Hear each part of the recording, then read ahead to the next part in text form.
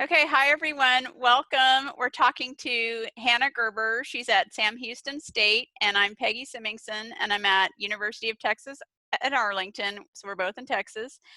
So great. So we're talking about like teaching in coronavirus times. So tell us about yourself and your background. Great, thanks, Peggy.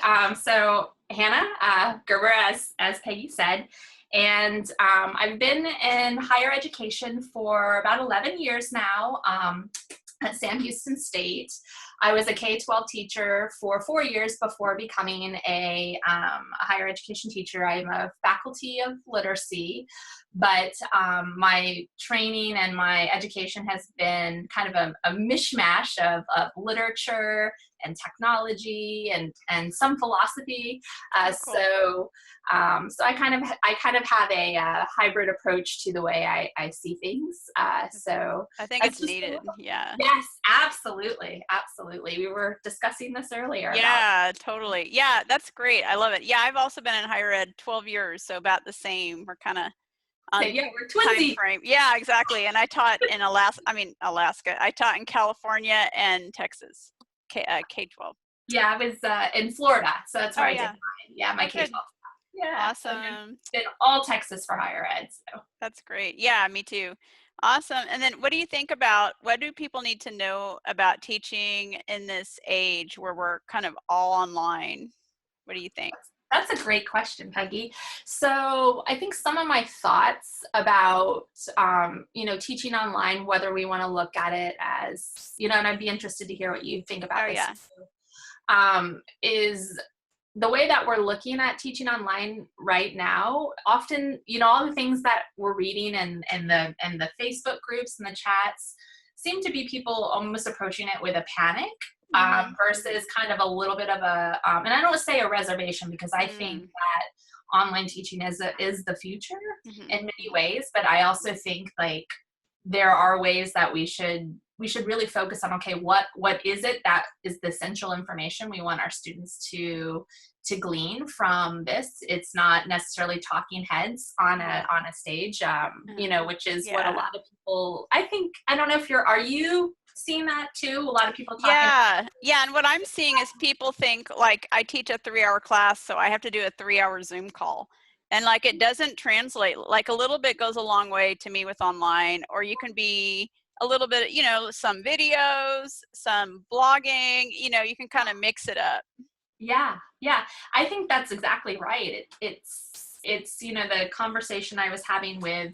So I'm also a president of International Council for Educational Media, and we had a General Assembly meeting yesterday since our conference, like most conferences, is postponed. Yeah. And so we had members from like Korea and Southeast Asia and Europe, and it was interesting to hear the different dynamics. And one of my colleagues from South Korea that was in the call was talking about the fact that their university actually has a requirement that if the class is like a 90-minute class or an hour class, you must have like 75% of the class must be a lecture. And Mm. that's interesting because Mm-hmm. if you think about, I guess, even thinking about like traditional face-to-face teaching, Mm-hmm. I guess some people still do that traditional lecture, but I bet Mm-hmm. if you were to chunk out like the time of the professor speaking, it wouldn't even come to that, right? If it's a Mm-hmm. Mm-hmm. seminar or a dialogue. So Right. And with flipped teaching and different approaches, yeah, it's not needed. I don't know that the students want it. But one good thing is I did see when all this started, people doing like surveys and asking students, what would you like to see or do? So yeah, I think that's good. I haven't done it, but I kind of, informally chatted with my students and yeah. asked them, would a webinar benefit you? So we did like 45 minutes each week. Yeah. See, I think that's good. And I think webinars are super helpful Yeah. because it's almost one of those things where they can see what the most essential information is, and Uh-huh. they can pay attention to that and they can do those things. Right, right. Yeah, exactly. And they look forward to, some of them look forward to it. Yeah. So yeah, it's kind of like a routine. Yeah, I've always loved webinars. And then of course I do a lot of videos, so I would recommend like a balance to Yeah, people. yeah. Yeah. Well, it absolutely has to be a balance. And I know like our focus here is on higher ed, but one of the things, because I do work with pre-service teachers as well as in-service teachers, one of the things that is it came up in one of my literacy classes last week, teaching multiple literacies, was the fact that, you know, there are students in the class who are also parents, and so they were talking about how hard this online teaching is with their children. Right. And I think part of that is we also need to think about preparing our pre-service teachers to teach in this type of era. Oh my gosh, yes. Yeah, and it's like it's not sitting there and talking the whole time. It's perhaps giving, like, if you're teaching, thinking about computational thinking right now, right? So because that's some of what comes out of the class that we're teaching. But if you're teaching like something like decomposition, which is breaking in problems down, have the kid think about their favorite dance. Just give them things. Say, think of your favorite dance, report it on TikTok, and like shoot it back to me, and we'll have a conference about it. You know, or something that's much more on the onus on the child than on the parent. And I think that's the same. Maybe even higher. What are your thoughts there with higher? Yeah, I think, exactly. Like, you kind of offload that, so it's not all you. Right. So, or if you don't know a tool, you can send them a link to a tutorial. You don't have to figure it all out and that kind of thing. So yeah, definitely. Using resources, it's knowing how to use your resources, I think, and find, troubleshoot and that kind of thing. You don't have to be the one-stop shop for your students. That's so true. Good thing. Yeah, it's so true, especially because I think so many, maybe it's just in general in the way that our own education trajectories have, and I don't mean you and I, just mean where education has morphed and changed so much in the last 15, 20 years with the influx of the digital and the online, but people are still traditionally thinking that I'm the instructor. That mindset, right? Yeah, I've got to be the one. It's got all roads lead to me. I know when I first started teaching online in 2008, I was terrified, and my main point of fear was like, what do I do as the teacher? And then I think there's a fear of becoming obsolete. As an instructor, like, oh my gosh, I'm going to be outsourced, or that's true. Videos are going to take over my class, and so there's some fears behind letting go of yourself as the hub.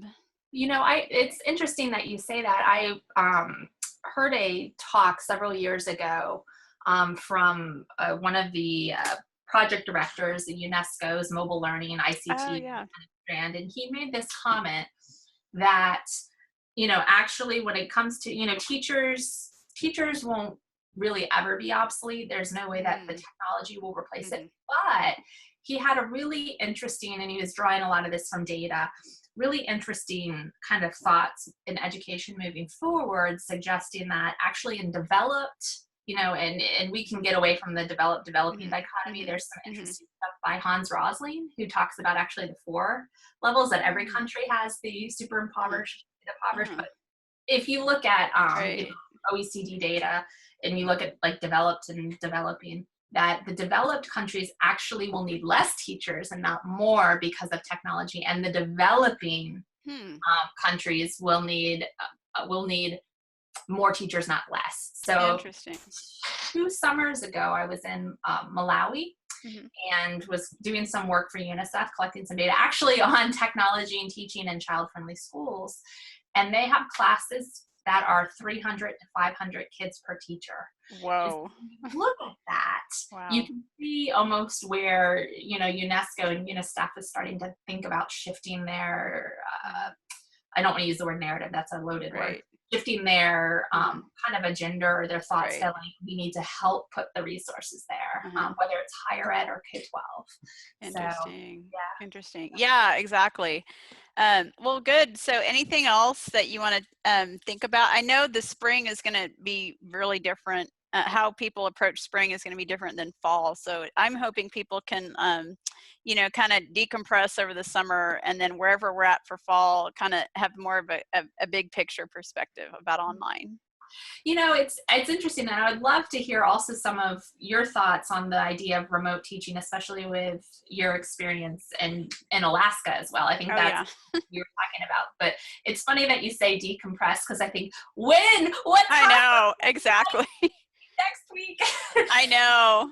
It's not like anyone's going on vacation. Yeah, it's, and I think that's the one thing that makes it, will make it challenging for instructors who perhaps did not come in with as much experience in online. My thought, and I have not seen this happen anywhere, but I've always thought a mentoring program would work, because then people could get help without having to like say, man, I'm at a baseline Yeah, or whatever. that's a really good point. And I think if mentoring programs exist, I think we would want to also be careful not to overtax the Right. faculty who are Oh actually yeah. online, Helping. Yeah. because I think that's what happens too much, in some situations where people do, like I think I mentioned at the beginning, it seemed like a lot of people were panicking, and Hmm. and then people were, Hmm. people were panicking. So, oh my gosh, I've got to go online. But I think we need to be careful that we don't overtax the That's a faculty good that point. are, Yeah, yeah, that's a good point. I just wrote a book chapter on burnout of faculty who teach online. And so we wrote, I think the name of the chapter is like walking away from the keyboard. that's a good name. That's actually, tell me a little bit more if you don't mind about that, Yeah. because I'd like to hear your thoughts Oh on yeah. So I've been boundaries and teaching this, yeah, and we're still figuring it out. So it ends up being 24/7, not literally, although honestly, I sleep with the phone in the bed. yeah, I try not to check it. But yeah, just like knowing to turn off notifications. I used to have Outlook, and it was like all day, and I'm like, I have to read it, if you're compulsive. yeah, So if just being self-aware on how compulsive you are on wanting to fix things right away, because you're going to get 7 days a week yeah, requests for help, and you end up being tech support. So yeah, then again, it goes back to that outsourcing, like knowing what to kind of outsource or redirect versus helping them head on. Like if it's curriculum and yeah, content, or mentoring, then yeah, that's all you. But if you can outsource or offload a lot, right, sometimes students will write me with technical questions, and then like an hour later they're like, I figured it out. yeah, yeah, So and even that's, that. Yeah. yeah, that's true. And I like the idea of the outsourcing. And I think one of the things, and it can cause problems, I guess, and I've tried to really think about it lately, especially with like where we are, but it's kind of those boundaries. So, and over the last maybe 6 months, I very rarely, unless I've started to put things due a certain way so that I'm not on my computer all weekend waiting for, Right. questions from students. Yeah. I Yeah.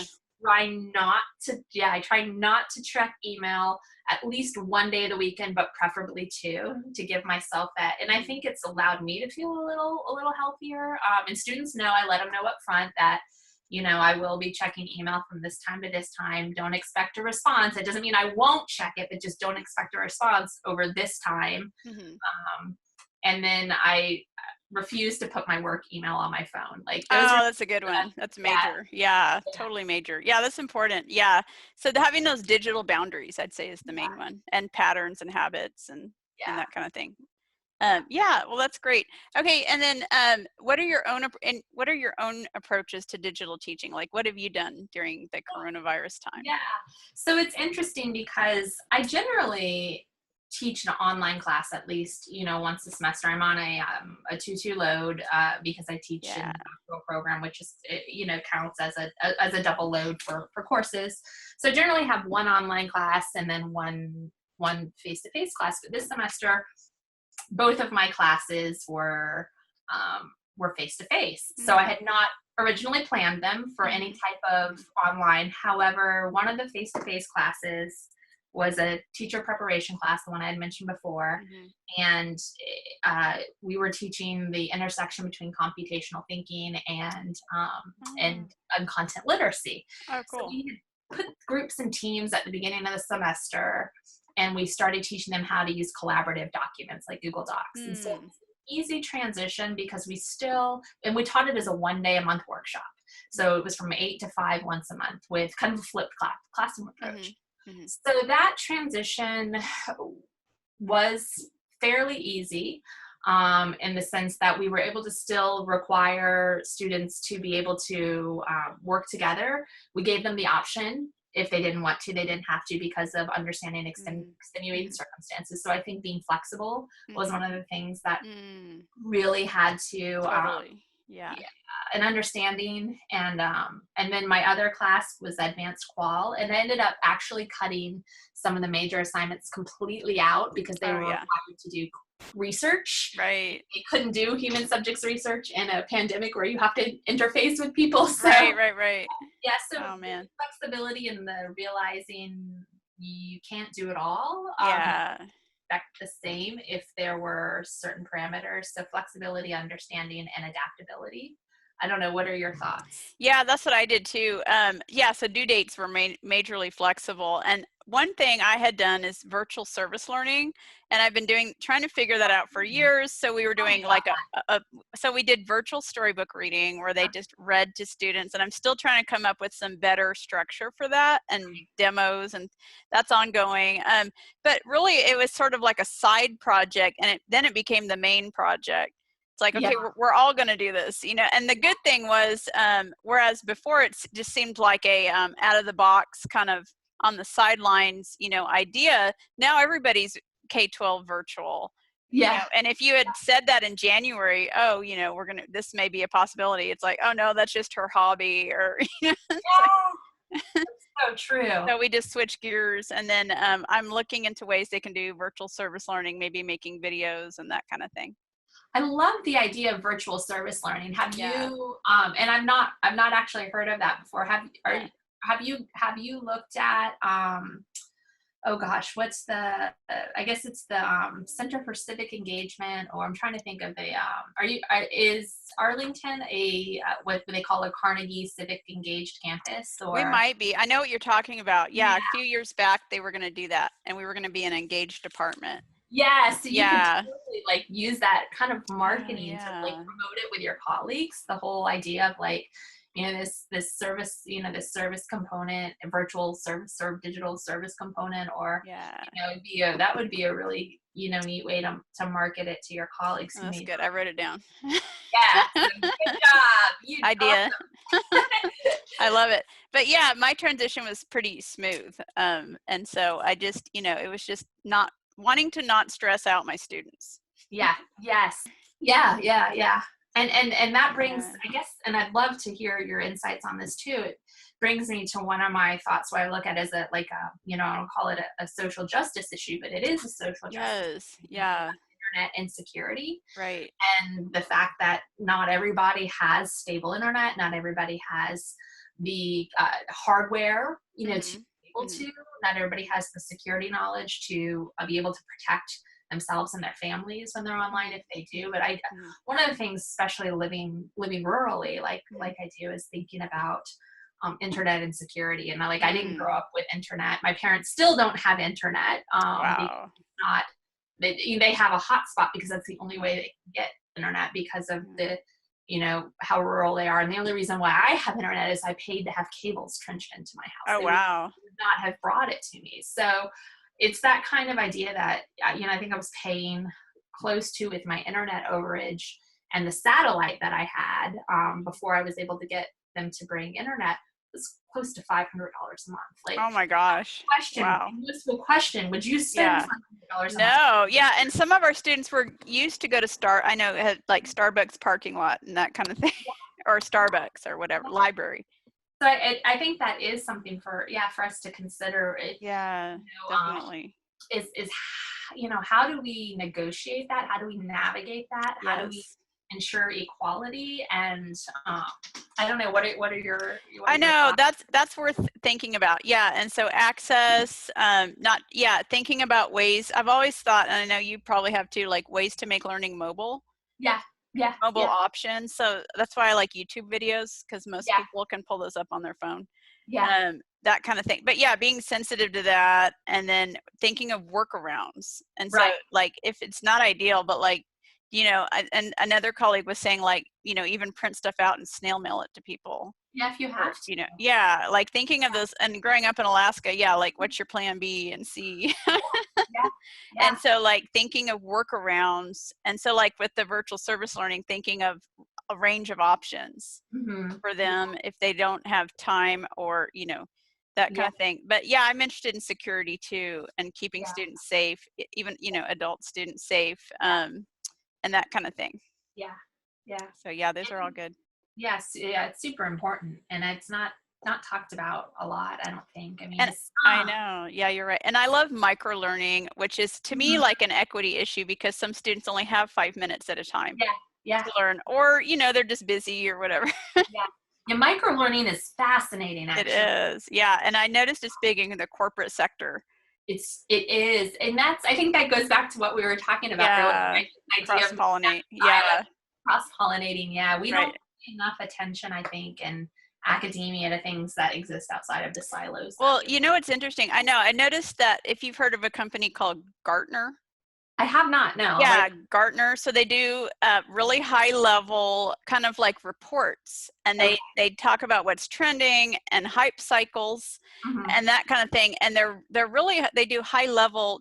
I mean, I think of them like like Pew collects data, certain Uh-huh. sets of data. Yeah, Like yeah. to me, they do that type of thing. And so they write these reports, and they're mainly they're across sectors, and Okay. so we have access to it at UTA. I just learned this, but I get in there and I like just kind of lurk around and read and see what's trending. And the hype cycle is really interesting because it's like I forgot the terms in it, but it's worth looking into.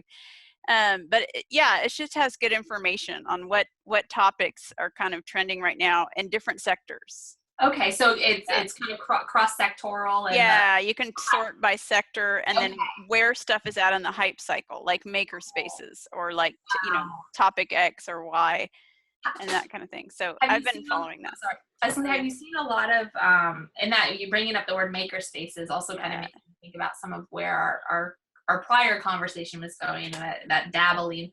Oh, Have yeah. you seen a lot of, and this is something I'm not at, at all aware of. Have you seen anything in the data you were looking at from the Gartner or on Mm. the hype cycles of maker spaces making a kind of entree or an entry into Oh, business? where are they? Yeah.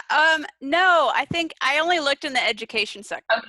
And so, Okay. yeah, I need to, but I think it is worth looking and seeing, yeah, where these things feature Yeah. across in different Yeah. sectors.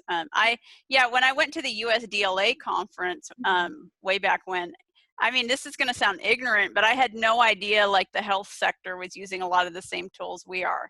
Or, Yeah. you know what I mean? Like telehealth, and look at telehealth now. Yeah. Well, it's interesting. I have a good, actually one of my very best friends, Tony Ongwabuzi. He does a lot of, he's a mixed methods researcher and he's at Cambridge now. And he and I have these conversations all the time about the fact that the parallels actually between healthcare and education are Right. so similar. Oh, yeah. Even if you look at research methodologies that are being adopted in healthcare right now, there's art-based research happening in Mm-hmm. healthcare, which Mm-hmm. when you think that's like pretty cutting edge here in education, and they've been Wow. like, they were already dabbling in it. They're doing a lot of Wow.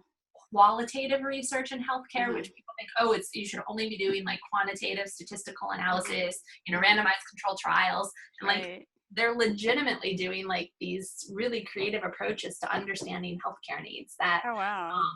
so you think about it, it's like the Right. parallels are pretty. That's so interesting. Yeah, my twin sister is a physical therapy professor in San Antonio at Incarnate Word, and she studies graphic medicine, which to me is like health literacy.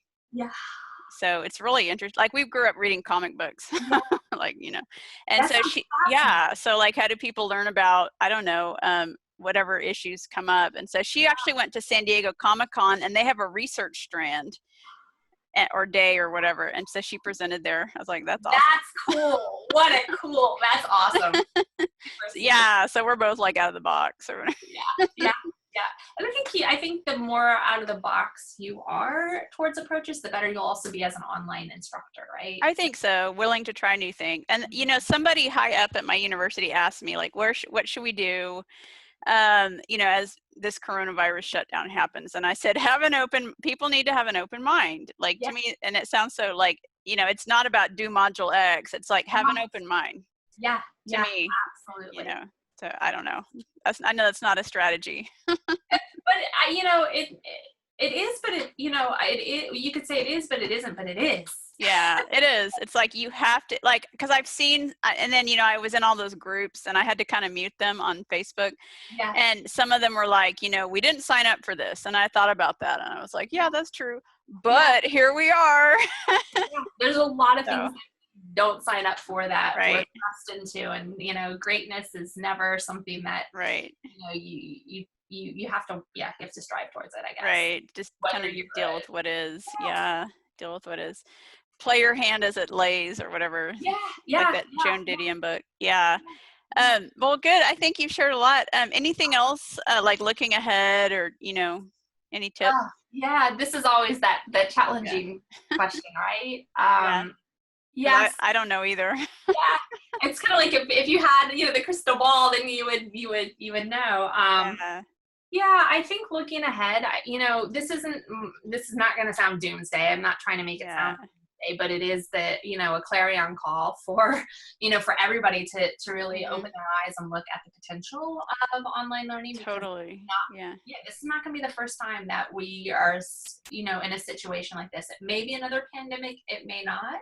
It could be, situations like hurricanes or Right. Oh yeah, we've dealt with that. Yeah. I mean, think about Katrina and what happened in Yeah. New Orleans. You had this situation, or Harvey that was here, where it may not be as long term. Mhm. But yeah, this is definitely a clarion call for people to pay attention to kind of like what we've been talking about. Yeah, I agree. I was telling my mom, I'm like, this could actually be a worse situation. I don't know how, and I don't want to but yeah, Yeah, like I don't know, like we're about the same age. Like yeah, being growing up at the end of the Cold War. yeah, I was telling my boyfriend who's 6 years younger than me, and I'm like, I don't know if you remember, but like I was still a child of the Cold War, and we were still like, nuclear bombs, and there was this show on yeah. TV called like The Morning After, and it's like, oh my God. So like, I don't know. I mean, there's always this looming threat. It just, my mom was saying polio when she was a Yeah, kid. yeah. So I don't know, baby boomers. Yeah. Well, and it's, and I mean, I think that's absolutely, an absolutely accurate way to look at it is there's always some type of, not scenario, but Yeah, something that happens with every generation. right. How do you plan for it? Or what do you Yeah, do? Yeah. yeah. So So, yeah, I think, yeah, just keep an open mind and we'll yeah, all keep going. Well, thanks so much. absolutely. Well, thank Yeah, you for inviting me. this is Awesome. great.